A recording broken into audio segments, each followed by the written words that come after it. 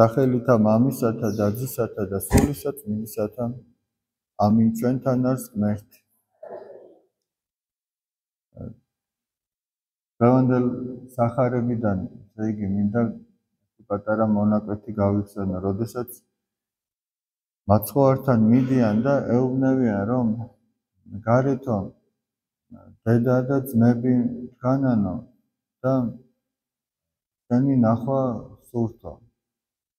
და ვინ არიანო ჩემი დედაო და ჩემი ძმებიო და გადახედა იქ შეკრებულ ადამიანებს, მოციქულებს, მოწაფეებს და თქვა, რომ ჩემი,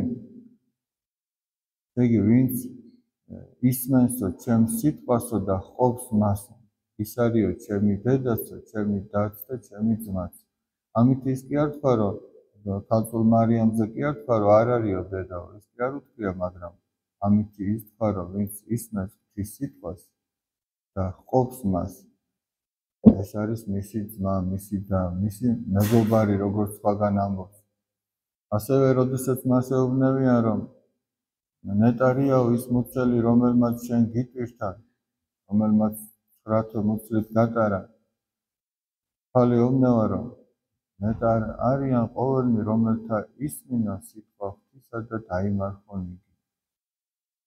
ვინც ღვთის სიტყვას შეასრულებს, ის არის ბედნიერი, ის არის ნეტარი. ასევე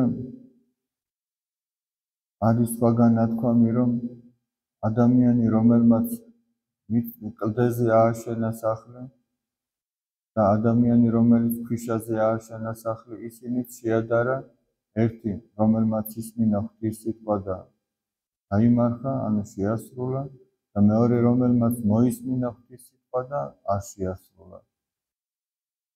აი, როდესაც მოციქულებთან მივიდა გენესარეთის ტბასთან მაცხოვარი და ნავში ჩაჯდა და უთხრა, რომ შეაცურეთო ნავიო და შიგნით შეაცურეს.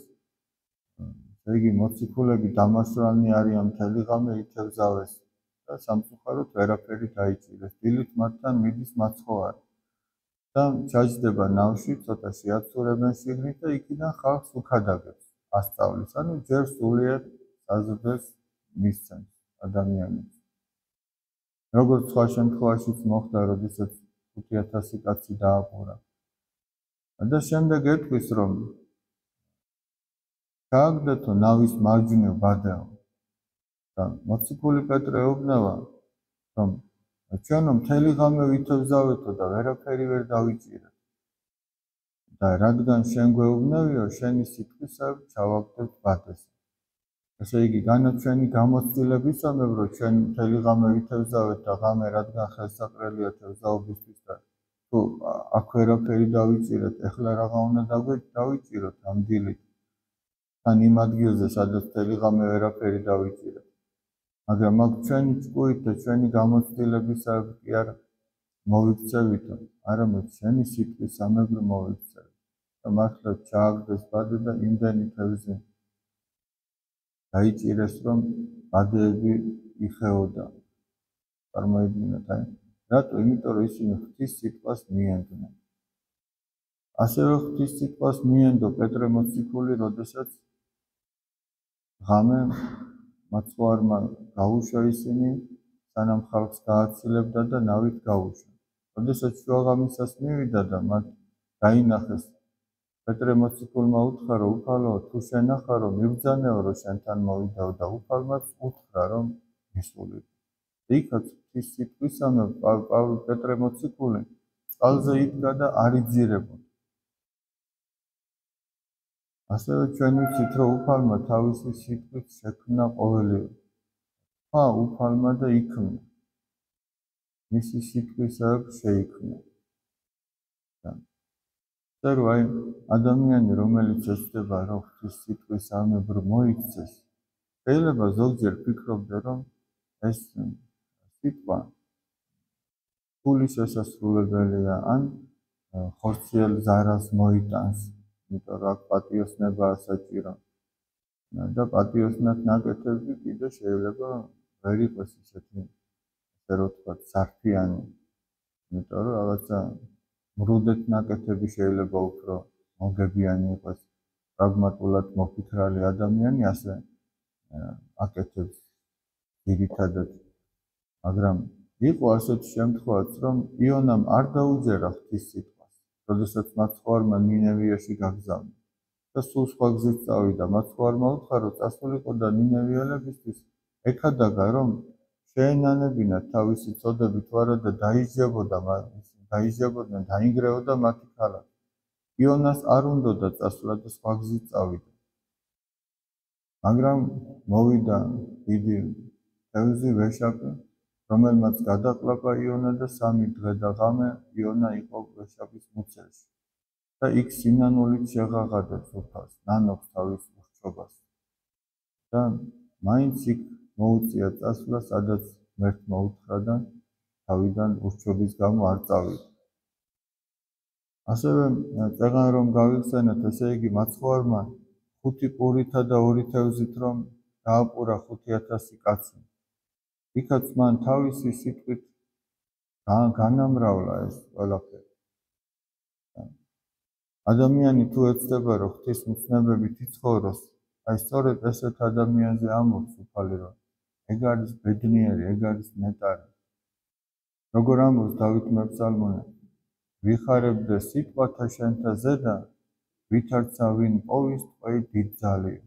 როგორცო ვინმე მეფეა დავით და როგორცო ვინმე დიდ ძალი ტყვე ჩაიგდოს ხელშიო, აი ბრძოლის შემდეგ ხო ნადავლი და ტყვე თუ რაც არის ყველაფერი, გამარჯვებულ მეფეს ხდება წილად და ისე მიხარიაო შენი სიტყვებიო, როგორც აი დიდ ძალი ტყვე რო ჩაიგდოს ვინმე ხელში. სხვაგან ამბობს, ისე მწყური ხარო უფალსეუბნეო, როგორც აი დამაშვრალ ირემს რო წყაროს თვალი ენატრება, რომ მივიდეს და იქიდან წყალი დალიოს. აი ესეთი დამოკიდებულება უნდა ჰქონდეს ქრისტიანს ღვთის სიტყვის მიმართ. არა მარტო მისი მოსმენის მიმართ, არამედ მისი შესრულების მიმართ, იმიტომ რომ მოციქული პავლე ამბობს, არა მსმენელნი განმართლდებიან სჯულისა, არამედ აღმასრულებელი. არა მარტო ის, რომ ვინც მოისმენს. არა, სამწუხაროდ ჩვენ ვართ ხოლმე ხანდახან ისე, რომ ჩვენ გვეზარება ღვთის სიტყვის მოსმენას, ღვთის სიტყვის წაკითხვაც, მაგრამ არა მარტო მოსმენა და წაკითხვა, არამედ ვინც მას შეასრულებს, ვინც ეცდება, რომ ამ სიტყვის მიხედვით მოაწყოს თავისი ცხოვრება და სწორედ ეს არის ეკლესიური ცხოვრება. ის კი არა, რომ მარტო წესი შეასრულოს, წესი და რიგი, რა თქმა უნდა, თავის ადგილზე ძალიან კარგია და ამის გარეშე არ უნდა იყოს ქრისტიანი, მაგრამ სულიერი ცხოვრება ნიშნავს, რომ ადამიანში ჩანდეს მცდელობა ღვთისმცნებებით იცხოვროს. იმიტომ რომ ღვთისმცნებებით ცხოვრება ადამიანის უნებებს კურნავს.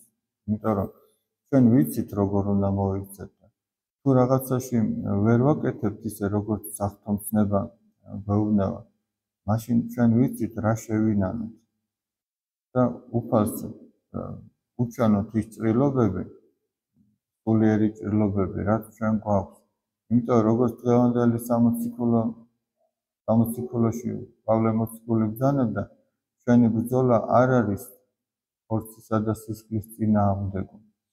ანუ ადამიანების წინააღმდეგ კი არ არის, არამედ დაცემული ძალების წინააღმდეგ არის და ის რა ჭრილობასაც აყენებს ადამიანმა ეს ჭრილობა უნდა უფალს უჩვენოს და ოღონდ კი არ უნდა დააბრალოს, რა იმის ბრალია, ეშმაკი რო არსებობს, მე იმიტომ კი არ ჩავარდი ცოდვაში, არამედ იმის ბრალია, რომ მე შემეშალა, მე შევწდი, მე ჩავარდი ცოდვაში, ჩემი ბრალია, უნდა ამოვიდეს ადამიანი და უნდა ეცადოს, რომ გზა გააგრძელოს ესე.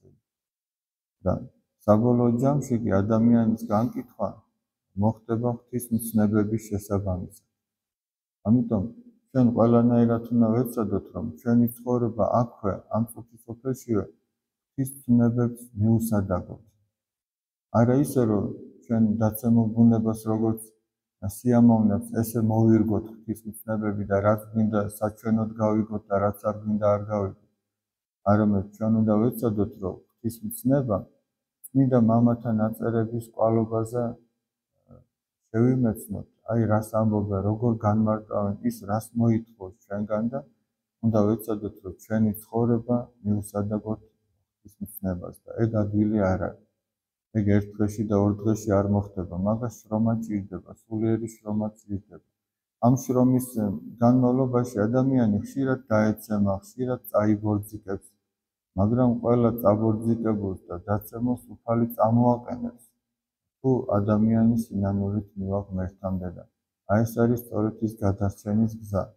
ერთი რომ ადამიანმა ცდელობა არ მოაკლოს და როგორც ცოთა რუსთაველი ამბობს, ბედიც და გამარჯვება ღმერთსა უნდას მოცაქვხდებისო, შენ უნდა სცადო და გამარჯვება ჩვენზე არ არის, გამარჯვება ღმერთზე, რომ მან თავის მარჯვნივ დაგვაყენოს და ჩვენ უნდა ვცადოთ და ცდელობა არ მოვაკლოთ, მაგრამ თუ მაინც სადღაც ფეხი წაგვიწდა და სოდვაში ჩავარდით, ისიც გულწრფელად უნდა შეინანოს ადამიანს. ეს არის ჩვენი გადარჩენის გზა და ღმერთი შეგვეციოს, რომ მისი სიტყვისავე მოგვეწყოს ჩვენი ცხოვრება. ღმერთმა დალოცული და გახარებულები გავყოთ.